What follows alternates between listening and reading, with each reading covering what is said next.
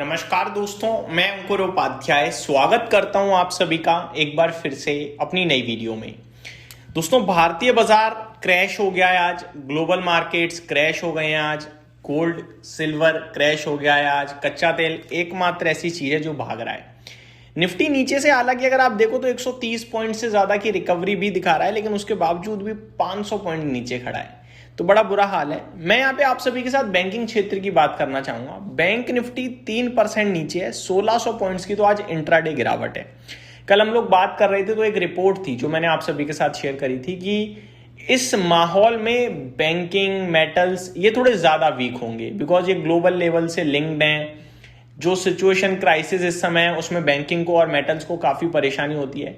वहीं FMCG, IT ये defensive में, इनमें थोड़ी कम दिक्कत होगी क्योंकि इनका थोड़ा लेना देना कम है कच्चे तेल या फिर ग्लोबल क्राइसिस जो इस समय चल रहा है उससे।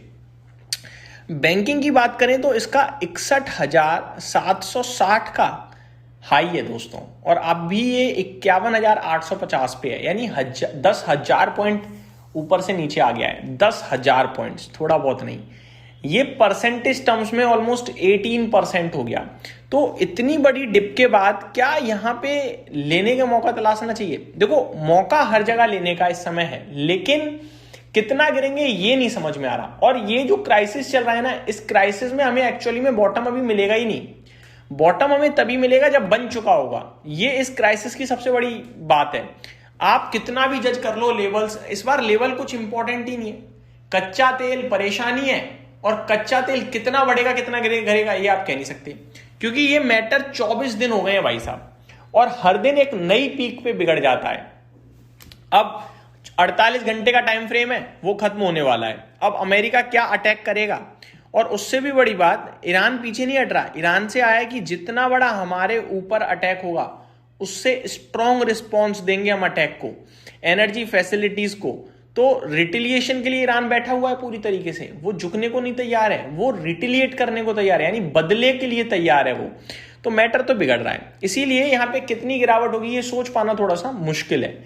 यहाँ उछाल आ रहे हैं, बाउंस बैक आ रहे हैं, रिकवरी आ रही है, लेकिन तेजी नहीं आ रही है क्योंकि कुछ हो नहीं रहा ना। अच्छा, एक बार दोनों तरफ से कमेंट पॉजिटिव आ जाए, मार्केट रुक जाएगा गिरना, और बहुत तेजी से उछलेगा भी, ये याद रखिएगा।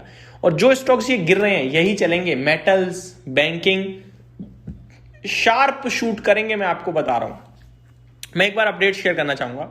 एयू स्मॉल फाइनेंस बैंक 5% नीचे है, एक्सिस बैंक 2.25% नीचे है, ये थोड़ा कम गिरा है मैं ये कहूंगा। बैंक ऑफ बड़ौदा 4% नीचे है, कैनरा बैंक 3.25% नीचे है, फेडरल बैंक 4% नीचे है, एचडीएफसी बैंक 4% नीचे है, आईसीआईसीआई बैंक 1.5% नीचे है, आईडीएफसी फर्स्ट बैंक 3.5% नीचे है, इंडसइंड बैंक 4% नीचे है, कोटक बैंक 2% नीचे है, पीएनबी 3.25% नीचे, एसबीआई में रिकवरी आ गई है, अब 1.5% नीचे रह गया है, यूनियन बैंक 4% नीचे है, यस बैंक 4% नीचे है। अब यहाँ पे आपको कौन सा ऐसा स्टॉक है जो ज्यादा अपॉर्चुनिटी दिखा रहा है? देखो, एसबीआई तो बहुत ही कमाल का काम कर रहा है बैंक, चाहे आप फाइनेंशियल लेवल पे देख लो रिजल्ट्स के बेसिस पे, या आप वैल्यूएशन टर्म्स पे देख लो। एसबीआई में तो मतलब कोई कमी दिखती ही नहीं है। अब वो 1200 से करेक्ट हो गया आपके लिए 1040 पे, सुबह तो 1014 चला गया था, तो यहाँ पे तो क्या ही कमी रह गई है? कोई कमी नहीं रहेगी मेरे हिसाब से। तो ये एक तो ये स्टॉक है जो डेफिनेटली रडार पे रखना ही रखना चाहिए हर एक इन्वेस्टर को। दूसरा, आईसीआईसीआई बैंक आज हालांकि ज्यादा नहीं गिरा, लेकिन आईसीआईसीआई बैंक और एचडीएफसी बैंक देखोगे तो ये बहुत पिट गए हैं, वैल्यू टर्म्स में बहुत रीजनेबल है। यहां से और करेक्शन, नेगेटिविटी चल रही है इस समय एचडीएफसी बैंक के लिए, लेकिन करेक्शन और कितनी सीमित दिखती है आपको, कितनी और लगती है? मुझे तो नहीं लगती। अब तो ये जितना आप उसे धक्का दे रहे हो, जितनी फोर्स लगा रहे हो, एक आध कदम और पीछे हो रहा है, लेकिन जैसे ही आप थकोगे बहुत तेजी से ऊपर जाने की दम भी रखता है। तो ये कुछ स्टॉक्स हैं जो मेरे को लगता है डेफिनेटली रडार पे ही रखने चाहिए तेजी के लिहाज से। अब यहाँ पे आप ये सोचो कि भैया खत्म ही हो जाएंगे, तो मेरे को लगता है गलत डिसीजन हो सकता है। सिमिलर केस बन रहा है श्रीराम फाइनेंस के साथ, एनबीएफसी। अब देखो, आप 880 रुपए पे आ गया, ऊपर 1100 रुपए तक गया था, ठीक है, जब वो मित्सुबी बैंक खरीदने की बात आई थी। तो मेरे हिसाब से स्टेक तो अभी भी खरीदा ही जा रहा है, कोई दिक्कत नहीं है। तो फिर इस स्टॉक में भी गिरावट में जितनी तेज ये गिरा है उतनी तेज चलेगा भी, मैं आपको बता रहा हूँ। ऐसा नहीं है कि सिर्फ गिरेगा ही गिरेगा, चलेगा भी उतनी ही तेज भाई साहब। 880 पे ज्यादा कुछ खोने के लिए यहाँ भी नहीं है।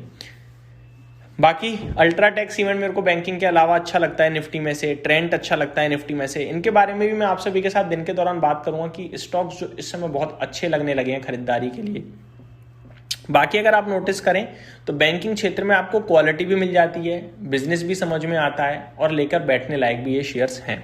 तो ये मेरी तरफ से एक छोटी सी अपडेट थी। उम्मीद करता हूँ डिटेल्स पसंद आई होंगी। Thank you so much for watching this video. Have a great day guys.